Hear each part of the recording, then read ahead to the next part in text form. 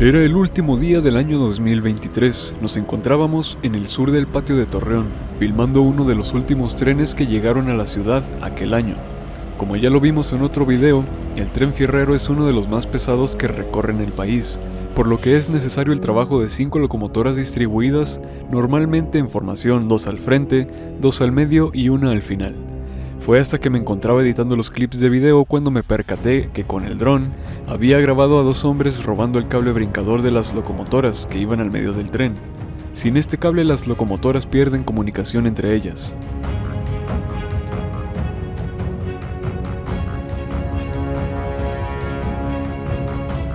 Casualmente, uno de los primeros trenes en entrar a Torreón, pero ahora en el presente año 2025, fue otro tren fierrero con exactamente la misma formación.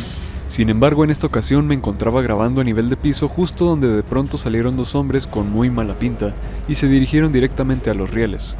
Inmediatamente supuse que iban a robar, así que me moví unos metros más adelante para evitar problemas y tener vías de escape.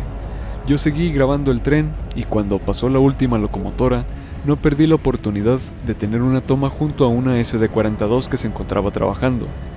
Y es aquí cuando filmé claramente que uno de esos tipos se subió a la locomotora y quitó la cadena del pasamanos, mientras que el que se encontraba en piso fue por el cable brincador que se encontraba en las vías, que obviamente le habían quitado a las locomotoras en potencia distribuida.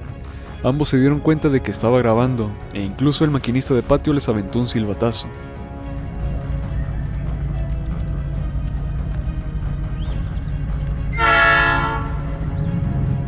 ¿Cómo se refleja esto en la empresa? Todos los días llegan trenes de conexión o de paso, cambian tripulación en Torreón y siguen su camino, pero en muchas ocasiones las locomotoras llegan sin cables, sin cadenas e incluso sin extintores.